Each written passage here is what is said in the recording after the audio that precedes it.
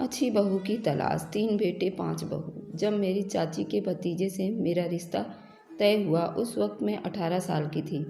मन ही मन मेरा दिल बहुत दुखी था क्योंकि मेरी शादी जिससे हो रही थी वह लड़का मदरसे में उलिमा की पढ़ाई कर रहा था और मुझे दाढ़ी वाले मुल्ला बिल्कुल भी पसंद नहीं थे और मेरी बहन और मुझे दोनों को दाढ़ी वालों से सख्त नफरत थी। हालांकि मैं और मेरी बहन दोनों ने पढ़ाई की थी और हमारे पास उर्दू, अरबी, हिंदी सारे तालीम थे। हम 4 बहनें और 2 भाई थे। मेरी 2 बहनों की शादी हो चुकी थी और एक भाई भी शादी हो गया था। भाई की शादी तो खाला के बेटी से हुआ था और मेरी दोनों बड़ी बहनों की शादी भी रिश्तेदारी में ही हुआ था और बचे हम 2 बहनें और एक भाई कुंवारे थे। मुझे तो बिल्कुल भी रिश्तेदारी में शादी करना पसंद नहीं था। रिश्तेदारों में से कोई लड़का भी मुझे पसंद नहीं था, पर मेरी भी शादी रिश्तेदारों में ही तय हो गई थी। मैं और मेरी छोटी बहन इस रिश्ते से बिल्कुल भी खुश नहीं थे क्योंकि हमें मुल्ला टाइप लड़का बिल्कुल भी पसंद नहीं था। लेकिन मेरे माँ को ये रिश्ता बहुत पसंद था क्योंकि लड़का एक उलेमा बन रहा था और देखने में हैंडसम भी था, लेकिन था तो मुल्ला ही। जब मेरे घर पर उसकी पूरी फैमिली मुझे देखने आई, यहाँ तक कि लड़का भी मुझे देखने आया था, पर मैं लड़के के सामने नहीं गई थी। मेरी बुआ मुझसे कहा था कि तू जाके लड़के से बातें कर ले, लेकिन मुझे उस लड़के से कोई बात नहीं करनी थी, ना उस लड़के में मुझे कोई दिलचस्पी थी और मेरे शादी का तारीख रखने भी आए थे। बातों बातों में लड़के का पिता यानी मेरा फूफा लगता था, उसने मेरे पापा से कह दिया कि शादी तो मैं करूँगा, पर लड़का जब तक उलिमा नहीं बन जाता वह आपके घर में ही रहेगा और आप इन दोनों को एक कमरा दे दीजिएगा। इस बात पर तो मेरे पापा बिल्कुल भड़क उठे। कहने लगे कि मैं अपनी बेटी की शादी कर भला मैं अपने ही घर में क्यों रखूँगा और दुनिया वाले क्या कहेंगे कि शादी करके दामाद और बेटी को घर में ही रखे हुआ है। बस क्या था, मेरे पापा ने ये रिश्ता तोड़ दिया और रिश्तेदार जो आए थे उन्हें काफ़ी बहस भी हो गई थी, जबकि वे कोई भी दहेज नहीं मांग रहे थे। बस उनका डिमांड था कि शादी करके कुछ दिनों तक लड़का यहीं पर रहेगा क्योंकि उसका पूरा परिवार गांव में रहता था और वे लड़के का बाप इसी लालच में था कि मेरा किराया बच जाएगा, मेरा लड़का पढ़ लेगा तो मैं इसे बाहर भेज दूंगा और बहू को अपने गांव अपने साथ ले जाऊंगा। फिर क्या था, मेरे पापा ने तो वहीं पर सबके सामने कसम खाई और कहा कि मुझे अब कभी रिश्तेदारी में कोई शादी नहीं करनी है और बिल्कुल अलग से शादी करूंगा जिससे कोई दूर दूर तक रिश्तेदारी ना हो। अब मेरी बहन और मेरा तो खुशी का ठिकाना नहीं था। क्यों, अच्छा हुआ, चलो इसी बहाने तो मेरी जान छूटी और मैं खुश थी अपने पापा के फैसले से। लेकिन मेरी माँ बहुत दुखी थी और हमें गालियाँ दे रही थी कि अब पता नहीं इनका रिश्ता कहाँ होगा और कैसे होगा। उन्होंने तो कह दिया कि मुझे शादी नहीं करनी, इतना अच्छा लड़का था। अब उस बात को 2-3 साल बीत गए थे। फिर मेरी माँ ने एक दिन मुझे बताया, मैं छत पर बैठी थी और मुझे बुलाया कि इधर आ, तुझसे कोई बात करनी है। एक रिश्ता आया है, तेरे पापा ने मुझे बताया है। वह 3 भाई हैं और उनकी कोई बहन नहीं है और लड़के का पिता पुलिस इंस्पेक्टर है और लड़का भी पुलिस ट्रेनिंग में है। लेकिन मेरी माँ अंदर ही अंदर दुखी थी क्योंकि कह रही थी कि हम उन्हें बिल्कुल भी नहीं जानते, पता नहीं वे लोग कैसे होंगे। क्योंकि हमारे एक पड़ोसी अंकल थे जो कि मेरे पापा के पास बहुत अच्छा उठना बैठना और दोस्ती भी था। उन्हीं अंकल के वह दोस्त थे। दोस्त क्या थे, वह उनके गांव के भी थे। उन अंकल को तो हम काफ़ी दिनों से जानते थे, उन पर काफ़ी भरोसा भी था। बस क्या, मेरे पापा ने तो हाँ कर दी थी। अंकल एक दिन लड़के के पिता को घर लेकर आ गए, वह भी बिल्कुल अचानक। हमें पहले से कोई मालूम नहीं था कि लड़के के पिता देखने आने वाले हैं। बस मेरे पापा और वे लड़का का पिता और मेरे अंकल तीनों मेरे घर आए। फिर जब मुझे बुलाया तो मेरे तो जैसे कि हाथ पैर मारे ठंडे हो रहे थे। फिर मैं चाय लेकर अपनी एक छोटी भतीजी को साथ में लेकर मैं उन तीनों के सामने गई। लड़के के पिता ने तो मुझे देखते ही पसंद कर लिया था और कहने लगे कि ठीक है, मैं अपनी फैमिली को भी लड़की को दिखा दूंगा, पर उन्हें मेरे हाथ पर कुछ भी नहीं रखा। पहले मैंने सुन रखा था कि अगर लड़की पसंद आती है तो कुछ पैसे देकर जाते हैं ससुराल वाले, लेकिन यहाँ तो ऐसा कुछ भी नहीं हुआ था, तो मैं इस रिश्ते को लेकर ज़्यादा सीरियसली नहीं थी। फिर ऐसे 2 महीने बीत गए। अंकल ने अचानक से बताया कि वह लड़के वाले और उनकी पूरी फैमिली लड़की को देखने आ रहे हैं। लेकिन मैं अंदर ही अंदर बड़ी परेशान थी कि क्या बात है, लड़के का बाप भी मुझे अचानक देख कर गया है, अब ऊपर से फैमिली वाले भी बिल्कुल अचानक आ रहे हैं। पहले से कोई खबर तो दी नहीं। लड़के वाले की फैमिली से उसकी भाभी और माँ, उसके 2 भाई और उसके पिता फिर से मुझे देखने के लिए आए और मुझे फाइनली ही पसंद कर लिया। लेकिन जब वह मुझे देखकर और पसंद करके गए तो एक बात हमें मालूम हुआ कि उसके बड़े भाई की दूसरी शादी है। मेरी माँ पहले से ही परेशान थी, अब और परेशान होने लगी कि उसकी भाई की दूसरी शादी क्यों हुई है। आखिर वह भी एक बेटा होने के बाद उसे छोड़ दिया था और मेरी सास अपनी बहन की लड़की से शादी कर लाई थी और उसकी 1.5 साल की एक बेटी भी थी। जब मैं और मेरी माँ इस कशमकश में थे, ठीक से ना खुश हो रहे थे ना ही ठीक से दुखी हो रहे थे। हम दोनों माँ बेटी सोच रहे थे कि उस सास में कमी थी या उस बहू में जो छोड़ दी गई, क्योंकि हमारे ख़ानदान में अगर औलाद होने के बाद कोई बहू को नहीं छोड़ा गया था। कहते हैं ना कि औलाद होने के बाद तो घर बस जाता है, लेकिन यहाँ तो कुछ उल्टा ही मंजर था। तो मेरी माँ मेरे पापा से चुपके से उस आंटी के मेरे सास के बारे में जानने चली गई थी, पर आंटी ने भी कुछ ऐसा नहीं बताया कि पूरी तरह से दिल को तसल्ली हो। वो कहती हैं कि वह तो मेरे घर आती हैं तो मुझे तो ठीक लगती हैं, पर मैं उन्हें इतना नहीं जानती। आंटी से उस बहू के बारे में पूछा कि बहू क्यों छूटी उनकी, तो उन्होंने कुछ खास नहीं बताया। कहा कि मैंने उनसे पूछा था तो उन्होंने बताया था कि वह बहू थोड़ी चालू टाइप थी। वह हमेशा बाहर का खाना और घर में खाना बनाने से उसका मन नहीं करता था और वह ससुर के साथ भी पाई गई थी। उसको ससुर में ज़्यादा दिलचस्पी थी। अब मेरी मम्मी और घबराने लगी कि अब ये क्या माजरा है। ससुर की नज़रें खराब हैं कि वह बहू खराब थी। अब कैसे इसको पता लगाया जाए। वह लोग जब भी मेरे घर आते थे तो हम इस बात को कभी पता नहीं लगा पाए कि उनके ससुर में कमी थी या वह बहू खराब थी। मेरी माँ बस इसी असमंजस में थी कि अब क्या करे। मेरे पापा के डर के मारे वह पापा से ज़्यादा मेरी शादी को लेकर बात नहीं कर पाती थी और पापा ने तो हाँ कर दी थी और वह लड़के के पिता ने भी हाँ कर दी थी। और हमारी एक चिप्स की फैक्ट्री भी थी और काफ़ी अच्छा से चल रहा था और साइड बिजनेस साल में एक बार पटाखे का काम भी किया करते थे, तो वह भी काफ़ी अच्छा चल रहा था। तो हमारे पास पैसों की कोई कमी नहीं थी। तो मेरे ससुर ने मेरे पापा से कहा कि मेरे बड़े बेटे की ये वाली फैक्ट्री खुलवाने हैं तो आपको हेल्प करना पड़ेगा कि आप कहाँ से सामान लाते हैं और कैसे बनाते हैं और मशीनें कहाँ से मिलेगी। तो मेरे पापा तो बड़े खुश हो गए। कहा और मेरे बड़े भाई को हेल्प के लिए बोल दिया, जो कि उनके वहाँ पर 2 या 3 महीने सिखाने के लिए रहा था। अब उनकी फैक्ट्री थी काफ़ी अच्छे से चलने लगी थी और मेरे पापा और मेरी मम्मी के अंदर से ये झिझक भी ख़त्म हो गया था कि अब हम लोग उन्हें नहीं जानते। पर मेरा भाई तो सिर्फ जेठ को ही तो जान पाया था, अभी तो पूरी फैमिली बाकी थी। फिर मेरे ससुर ने कहा ठीक है, मैं अपने लड़के की ट्रेनिंग होने के बाद ही शादी करूंगा। उस बीच लड़के ने भी खबर भिजवाई थी कि लड़की मैं अपनी आंखों से ही देखूंगा तब हाँ करूंगा। मुझे इस बात पर बहुत गुस्सा आ रहा था। अगर लड़के ने ना कहा तो मैं बहुत गुस्से में थी और इस बीच मेरी बहन भी उस लड़के को देखकर आ चुकी थी। उसने मेरे कान भर दिए थे कि मुझे लड़का तो बिल्कुल भी पसंद नहीं आया। पता नहीं पापा कैसे तेरी शादी उससे कर रहे हैं। एकदम काला है और ऊपर से सारे बाल और कटवा रखे थे, तो मुझे तो वह पसंद नहीं आया। मेरी बहन कह रही थी कि अभी भी वक्त है, मना कर दे, पर इस बात का पता मेरे पापा को चल गया था कि मेरी छोटी बहन को वह लड़का बिल्कुल भी पसंद नहीं आया और उसने मेरी मझली बेटी के कान भर दिए हैं। फिर पापा ने मुझे बुलाया और मुझसे कहा कि तेरा पिता भी तो काला है, तो काले क्या इंसान नहीं होते।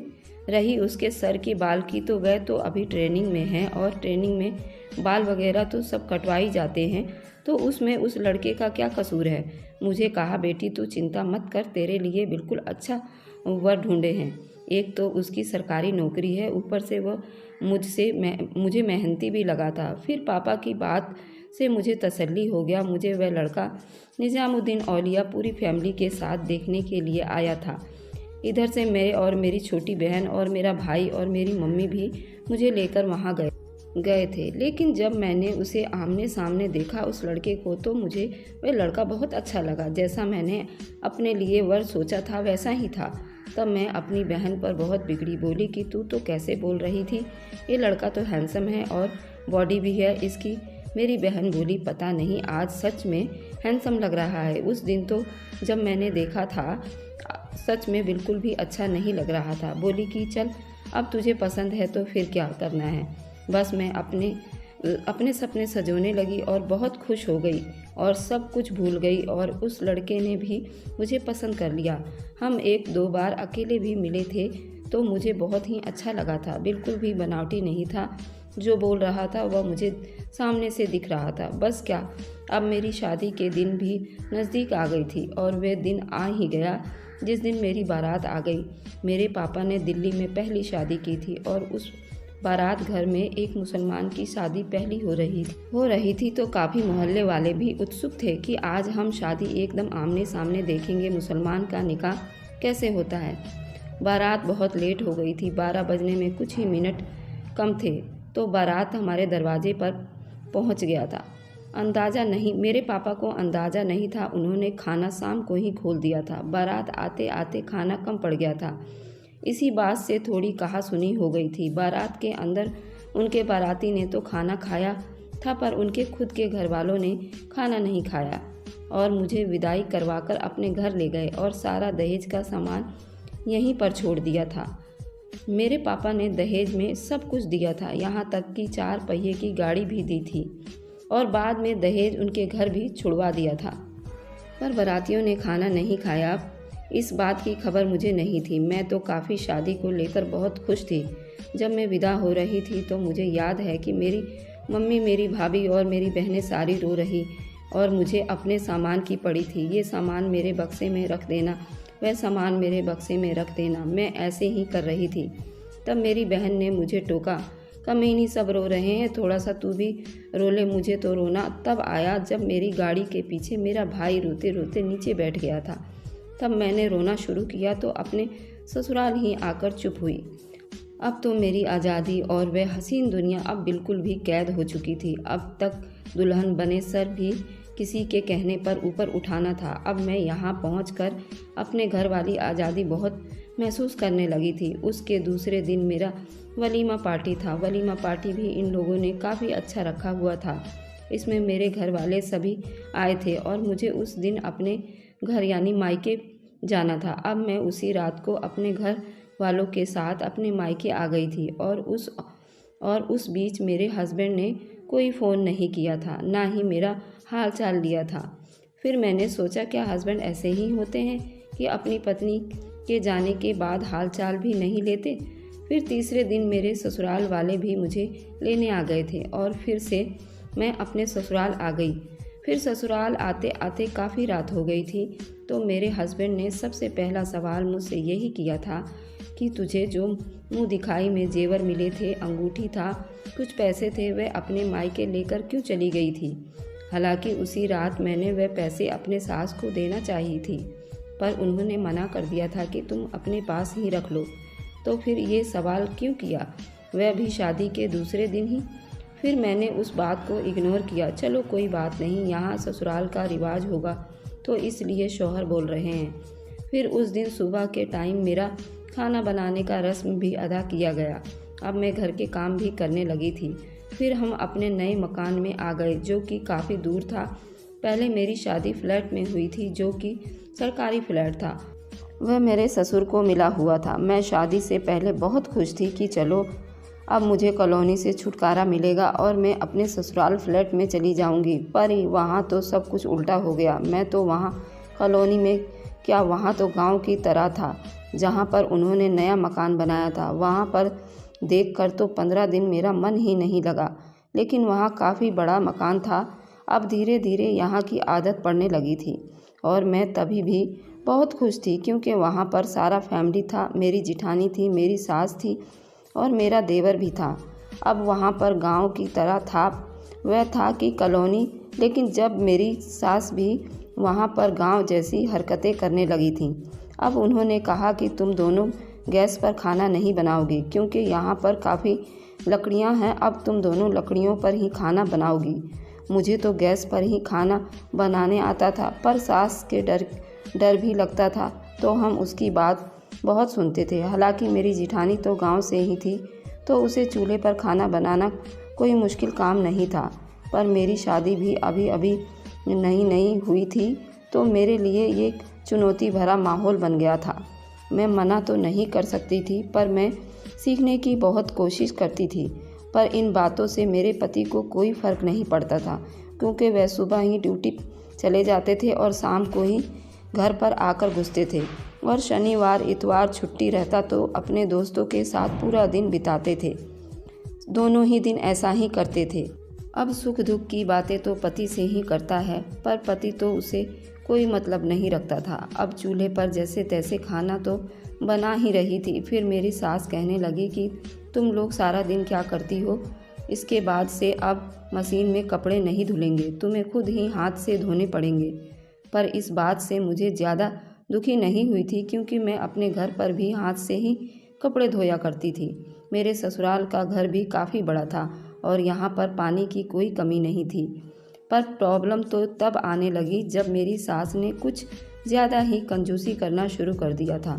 पूरी फैमिली का कपड़ा और साबुन की एक बट्टी दिया करती थी कपड़े धोने के लिए। मेरा देवर, मेरा जेठ, मेरे सास, मेरे हस्बैंड, मेरे ससुर, मेरी जिठानी और मेरी जिठानी की लड़की। भला इतने आदमी का कपड़ा एक बट्टी से कैसे धुलता।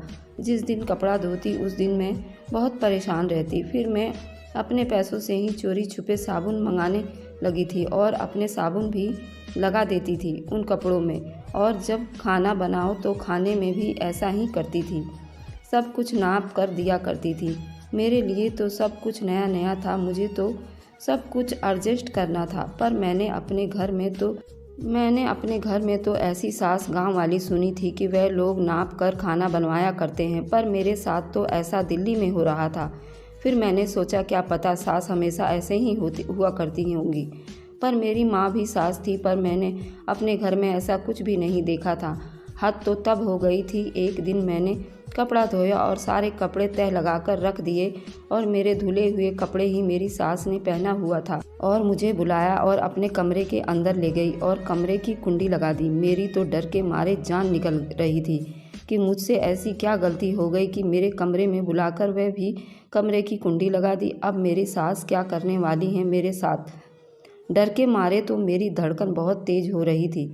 फिर अचानक से उन्होंने अपना सूट ऊपर किया। मुझे आज भी याद है कि उन्होंने उस दिन ग्रे कलर का सूट पहना हुआ था और उनके सलवार में वाइट कलर की डोरी लगी थी और वे कपड़े धोने की वजह से उनकी डोरी क्रीम कलर की हो गई थी।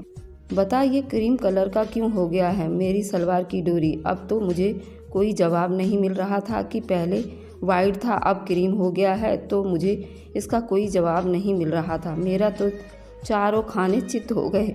अब क्या मंजर है, आखिर कपड़े गंदे होते तो आदमी दिखाता है, लेकिन सलवार का नाड़ा कौन देखता है भला, ये गंदा है या कि साफ है। उनकी बातों पर मुझे अंदर ही अंदर हंसी आ रही थी और गुस्सा भी आ रहा था कि ये कैसी औरत हैं भला, अपना सलवार का नाड़ा कौन दिखाता है, गंदा है या साफ है। मुझे तो उन्होंने इस दिन बहुत ही डरा दिया था और उन्होंने मुझे बहुत डांटा और बहुत बुरा भला कहा कि मुझे कपड़े धोने नहीं आते। अपने बाप के घर क्या तूने कपड़े नहीं धोए हैं कि यहाँ पर आकर अड़सेली दिखा रही है। मैंने सर झुकाकर डांट खा लिया। मैंने कुछ नहीं बोला। खाना बनाने में लकड़ियाँ या उपले कौन गिनता है भला। पर मेरी सास तो उपले और लकड़ियाँ भी गिन के दिया करती थी। खाना बनाते बनाते अगर बीच में लकड़ियाँ ख़त्म हो जाती तो बहुत डांट खाना पड़ता था। क्या खाना बनाते बनाते तू लकड़ियाँ खाती है? कौन इतना लकड़ियाँ जलाता है जितना तू जलाती है? लेकिन तब भी मैं सब कुछ एडजस्ट कर रही थी। शादी के कुछ दिनों बाद ही मैं प्रेग्नेंट भी हो गई थी। पर मैंने घर में कैसे कर रही थी, मैंने अपने पति से कुछ भी नहीं कहा था। खैर मेरा पति भी जानता था कि मेरी माँ कैसी घर में बहुओं से काम कराती है। इस बारे में ना मेरे पति ने और ना मैंने कभी इस बारे में बातचीत की है। ऐसे ही सब कुछ एडजस्ट करते करते मेरा एक बेटा भी हो गया। लेकिन अब ज़्यादा परेशानी बढ़ने लगी थी। पहले जितना मैं काम कर पाती थी, अब बच्चे की वजह से थोड़ा काम कम करने लगी थी, क्योंकि घर में छोटे बच्चे का भी काम अपने आप में बहुत सारा काम हो जाता है। अब मेरी जिठानी भी मुझसे चिढ़ने लगी थी, क्योंकि अगर मुझसे थोड़ा सा काम ज़्यादा कर लेती थी तो वह मुझसे सारा दिन बात नहीं करती थी।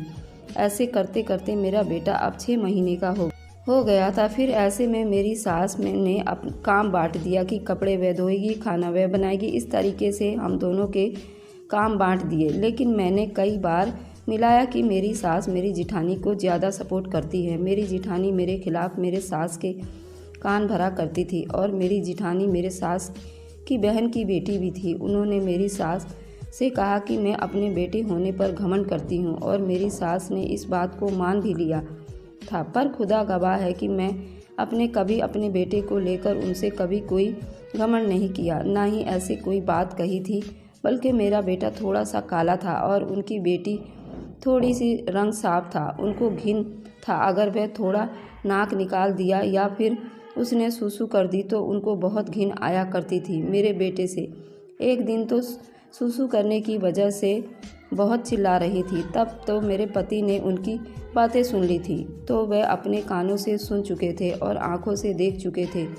मेरी सास मुझसे बहुत चिढ़ने लगी थी, यहाँ तक कि रात को हम दोनों मियाँ बीवी अगर कमरे में होते तो बाहर खिड़की पर आकर कान लगाकर सुना करती थी कि ये मेरी बुराई तो नहीं कर रही है। एक दिन सारी फैमिली कहीं घूमने के लिए जा रहे थे और कड़ाके की सर्दी थी, तो मेरी सास ने चूल्हे पर सिर्फ 5 लोगों का पानी ही गर्म करवाया था नहाने के लिए, अपने 3 बेटों और अपने दोनों मियाँ बीवी के लिए। मेरी सास के बाद मेरी जिठानी को बोला कि थोड़ा सा पानी गर्म है, जाकर नहा ले।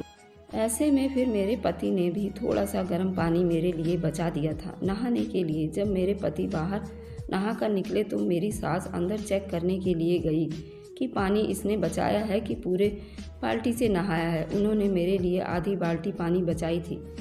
तब क्या था, इतना बड़ा झगड़ा किया मेरी सास ने कि बोला कि तूने ठंडे पानी से क्यों नहाया?